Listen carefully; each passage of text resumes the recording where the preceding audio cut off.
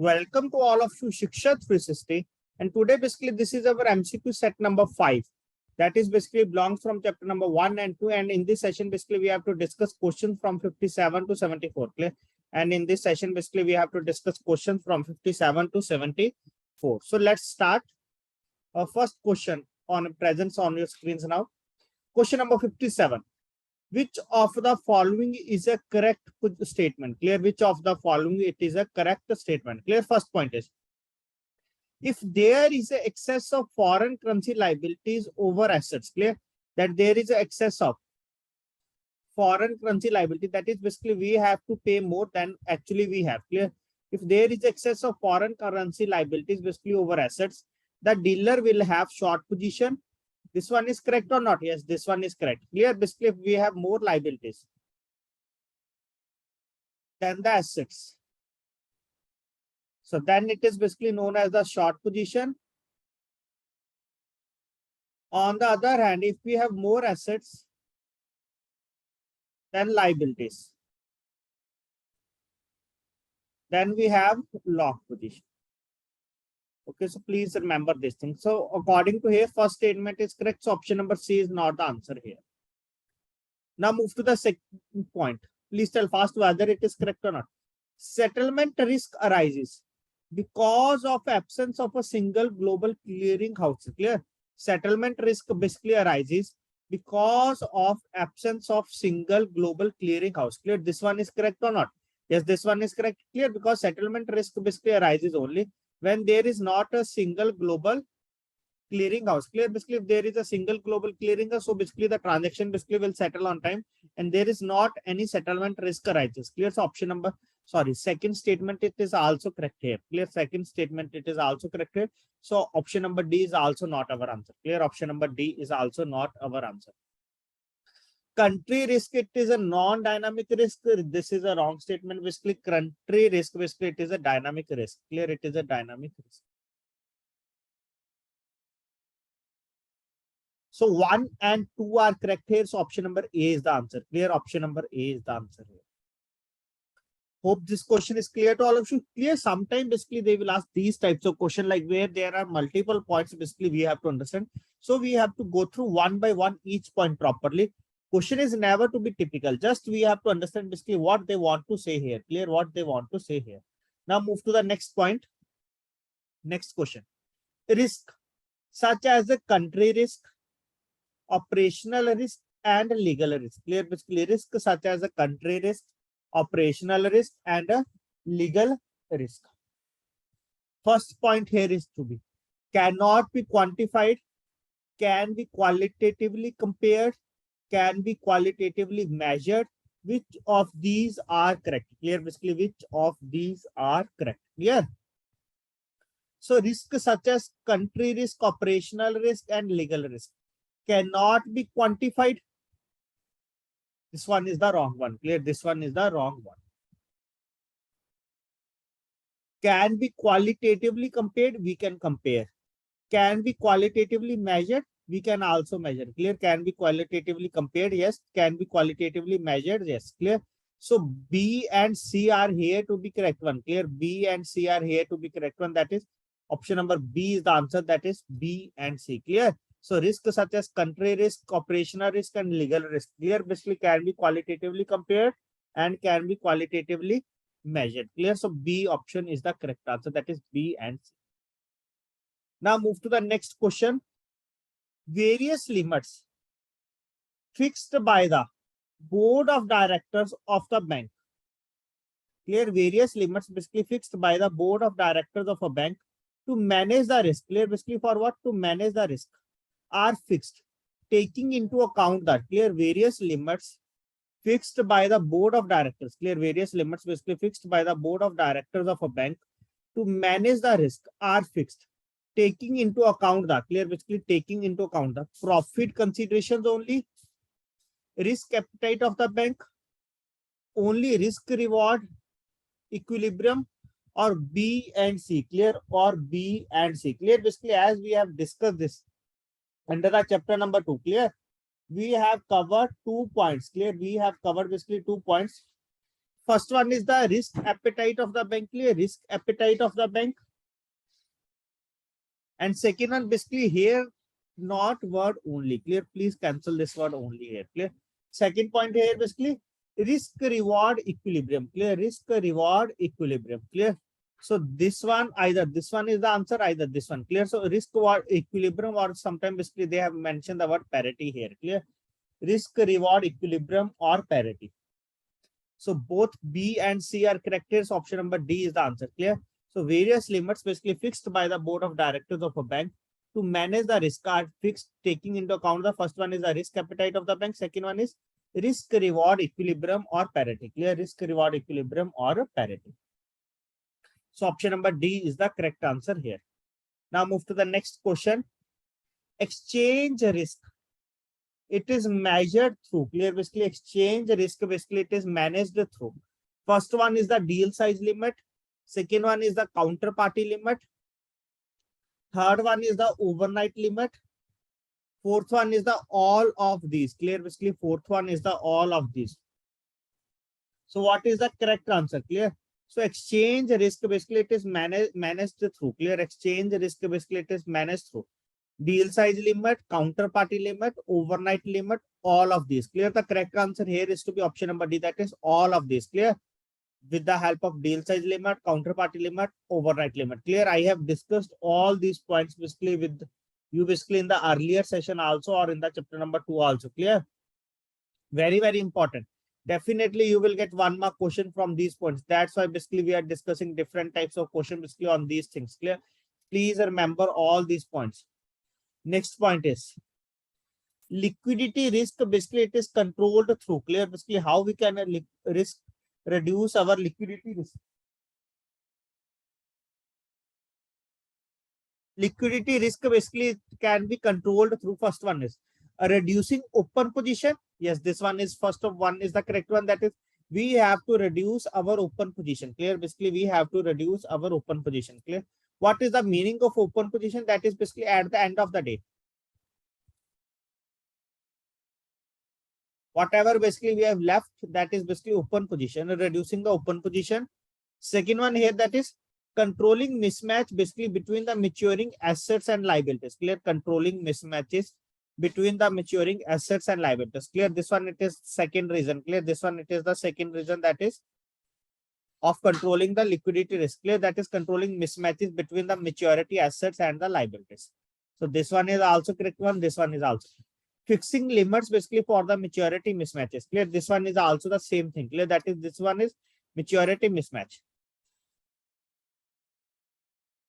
clear, just they are representing basically with the different line, but the meaning is to be same, clear, maturity mismatch, clear. So this one is also correct one, clear. So A, B and C both are correct, so option number D is the answer,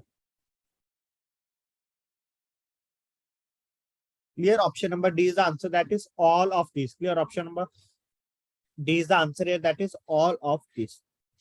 Now move to the next question, clear. This point I have already discussed in the last session also, clear, in the last session also, basically in the last session basically we have discussed the question regarding the credit risk, clear, we have discussed the question regarding the credit risk, clear, that is a kind of credit risk, clear. So it is a funding risk, settlement risk, country risk, sovereign risk, liquidity risk, clear. The correct answer here is to be option number D, that is the liquidity risk, clear. Liquidity risk basically it is a funding risk, clear. So what is a settlement risk, clear? First one, it is a settlement risk, basically a kind of settlement risk, it basically it is a what, a kind of credit risk, clear. Settlement risk it is what, basically a kind of credit risk, clear. Now next is basically country risk. It is associated with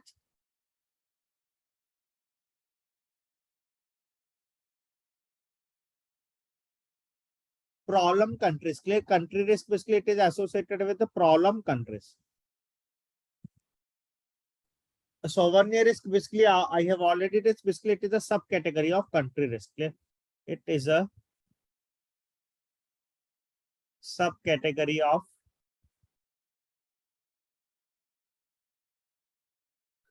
country risk, okay. So please remember all these points, clear, please remember all these points, very, very important question. Now move to the next one is highest amount for which a deal can be entered. Clear? Basically, highest amount for which a deal can be entered. The limits is fixed to restrict the operational risk on large deals. Clear? Highest amount for which a deal can be entered. The limits is fixed to restrict the operational risk. Clear? Basically, to restrict the operational risk on large deals. Clear? To restrict the operational risk basically on large deals. First one is the stop loss limit. Second one is the dealer limit. Third one is the daylight limit. Fourth one is the deal size limit. Clear? Basically, fourth one is the deal size limit. Clear? So what is the correct answer?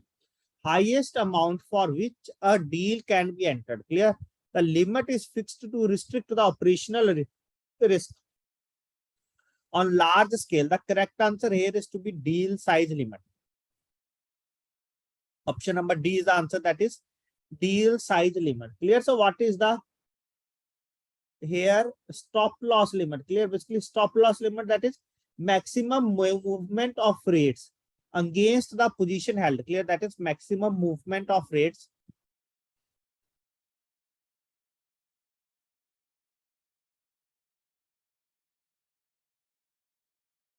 against the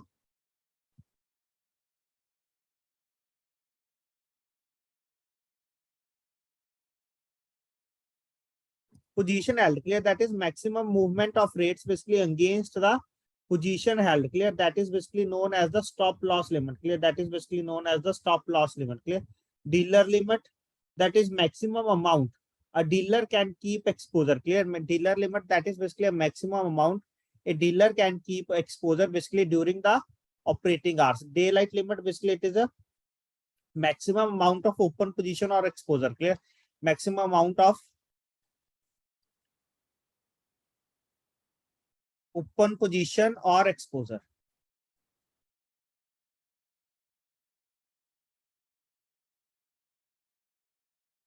The bank can expose itself basically at any time during the day. Clear? Maximum amount of open position or exposure the bank can do at any time during the day to meet its customers' needs or for its trading operations. Clear? So please remember all these points. So definitely you will get basically directly or indirectly questions from these points. Clear? At least one or two questions you will definitely get in any set from these points. Now move to the next one. Is very, very easy question. They are given spot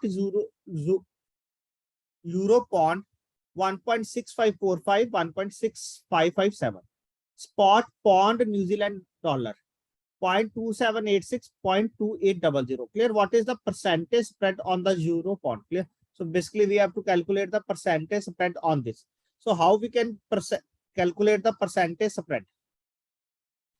Percentage spread, basically it is how we can calculate sell rate minus buy rate upon buy rate into 100. So what is the sell rate here? 1.6557. What is the buy rate here? 1.6543. Upon buy rate 1.6543 into 100. So please tell fast what is the correct answer here. Please respond fast. What is the correct answer? Basically you will get here 1.6557 minus 1.6543. Divide it by 1.6543 into 100. So basically we will get here 0.0846%. Clear? 0.0846% approximately we will say that 0.085%. Clear? So the correct answer here is to be option number C, 0.085%. Clear? So please keep calculator basically in your hands. Clear? Sometimes basically you will get numerical based question also. Clear? Sometimes basically you will get numerical based question also, so that you are able to solve that question. Now move to the next question, question number 65. Dash was introduced in India. I think basically we have already discussed this point at least 2 to 3 times. Dash was introduced in India in August 2009. Clear? Basically Dash was introduced in India basically in August 2009 to help the banks and other interested and eligible parties to hedge the interest rate. Clear? To hedge the interest rate risk. Clear? Basically for what? to hedge the interest rate risk. Clear? So what is the correct answer? Option number A is currency futures. Option number B is interest rate swaps. Option number C is interest rate futures.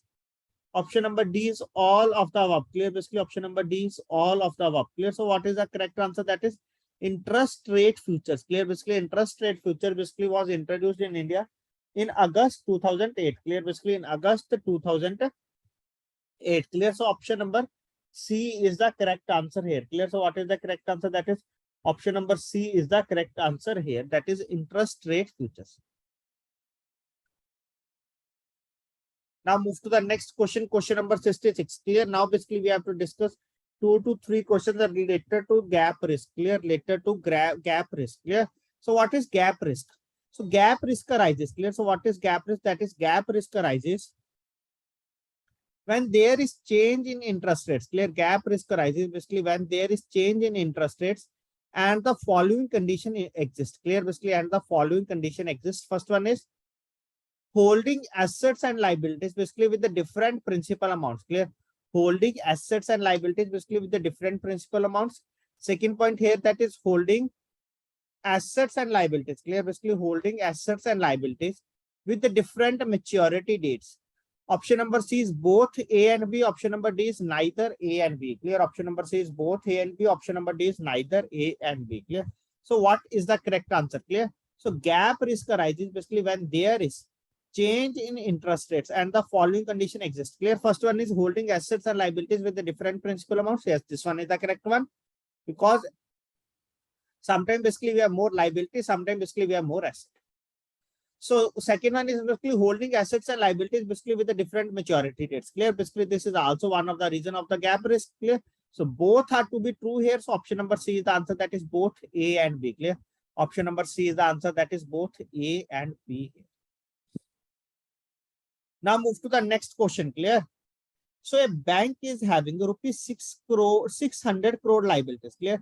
A bank is basically having rupees 600 crore liabilities basically at the rate of 7% of 1 year maturity. Clear? Of 1 year maturity basically to fund rupees 500 crore assets. Clear? Basically to fund rupees 500 crore assets with a 9% interest rate with a 2-year maturity. Clear? So the bank is exposed to. Clear? Now basically at the end of the 1 year, basically we have to return to the customer. Clear? Or customer demand basically there's 600 crores. Clear? But that 500 crore basically we will get after 2 years. Clear? That 500 crore basically we will get after 2 years. So this leads to the market risk, not price risk, not yield curve risk, not. Clear? So this leads to the gap risk. Clear? So this leads to the gap risk. So option number A is the answer, that is the gap risk. Clear? So here what is the correct answer? That is the option number A, that is gap risk. Now move to the next question. Here basically what the question says, that basically the Axis Bank hold assets and liabilities. Clear? Basically Axis Bank basically holds assets and liabilities basically which have different maturity dates. Clear? Basically which have different maturity dates. Clear? So basically we can say that any bank. Clear? Like we can say that not, we can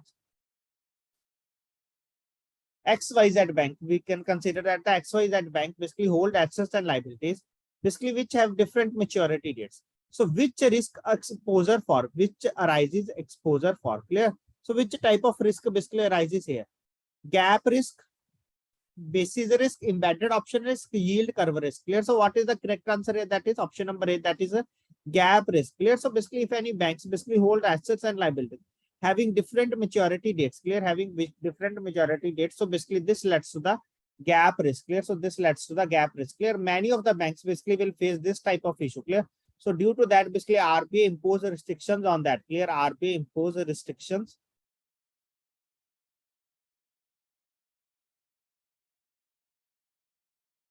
on that. Clear? RBI impose restrictions basically on that. Now move to the next question, question number 69. At the end of the trading day, clear? Basically at the end of the trading day, any excess position of a foreign currency, either it is to be bought or sold, it is called as, clear?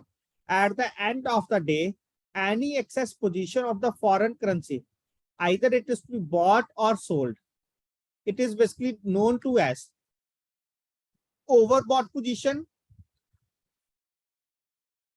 oversold position, open position, closed position. So what is the correct answer? Clear. So what is the correct answer? Clear. At the end of the trading day, any excess position of the foreign currency bought or sold, basically it is called as the clear. That is basically this much amount basically we have left in our account. Clear. Or this much currency basically we have left in our account. Clear. Like morning basically we have $100. In the evening basically we have $25 basically left in our account. Clear. So $75 basically we have either sold or basically we have managed. Clear. In the end basically we have left this one. Clear. So that is basically the closed position. And what is left in our hand, that is basically known as the open position. Clear. That is basically known as the open position. Clear. So what basically we have left at the end of the day. Clear. So at the end of the trading day, any excess position of the foreign currency bought or sold. Clear. Any excess position basically of the foreign currency bought or sold, basically it is called as the open position. Clear. Basically it is called as the open position. So what is the correct answer? That is option number C is the correct answer. That is the open position. Now move to the next question. The risk arises due to failure or deficiencies basically in the information system. Clear. The risk arises basically due to the failure or deficiencies basically in the information system. Basically it is called as clear. The risk arises basically due to the failure or deficiencies in the information system. Reputation risk, systematic risk, operational risk, or technological risk. Clear. So that risk basically due to the failure or deficiencies basically in the information system, it is basically called as the operational risk. Clear. Basically it is called as operational risk. So option number C is the answer. That is the operational risk. Clear. So here what is the correct answer? That is option number C. Now move to the next question. Very, very easy question. Just try to understand what the language says that. Higher risk implies basically which of the following. Clear. So basically where there is high risk. Clear. Basically where there is high risk. So basically it leads to the more profit. Clear. Sometimes basically it leads to the more profit or it will lead to the more loss. Clear. Where there is high risk. So basically it will lead to the more risk or more loss. Clear. So now we will go with the option number one by one. Clear. Option number is higher variability basically net cash flow. Clear. This one is the correct one. That is basically there is the higher variability with the lower upside and downside potential. Clear. This one is wrong. Clear. With the higher upside and downside potential. Clear. Basically high variability, either basically we will get more profit or basically we will get more loss. Clear. Lower variability, this one is wrong. Lower variability, basically this one is also wrong. Clear. So higher variability basically in the net cash flow with the higher upside and downside potential. Clear. Basically with the higher upside and downward potential. Clear. So option number D is the correct answer here. Clear. Option number D is the correct answer here. That is higher variability basically in the net cash flow basically with the higher upside and downside potential. Clear. With the higher upside and downside potential. Clear. So option number D is the correct answer here. Now move to the next question. Question number 72. Exposure of a bank, financial condition, or potential impact. Clear. Or potential impact basically on the net interest margin. Clear. Or potential impact basically on the net interest margin, or impact on the market value of the equity. Clear. Or impact on the market value of the equity due to adverse movement of the interest rate. Clear. Due to the adverse movement of the interest rate. Clear. So now here basically interest margin. Clear. Impact on the interest margin basically will have due to the adverse movements of the interest rate. Clear. Basically due to what? Basically due to the adverse movement of the interest rate. That is basically known as the cap risk, interest rates, yield curve risk, or basic risk. Clear. Basically when there is impact on the net interest margin, that is basically leads to the adverse movement of interest rate. Basically it is due to the interest risk. Clear. Basically it is due to the interest risk. Clear. Yield curve risk, basically it is a different risk. Clear. Yield curve risk, basically it is a different risk in that we have to discuss regarding the like basically we have not discussed till now. That is basically treasury bills. Clear. Different time period. Clear. Which we will discuss under the chapter number 9. Clear. This risk basically we have to discuss under the chapter number 9. So that it is basically led to the interest risk. Clear. It is led to the interest risk. Clear. So option number B is the answer here.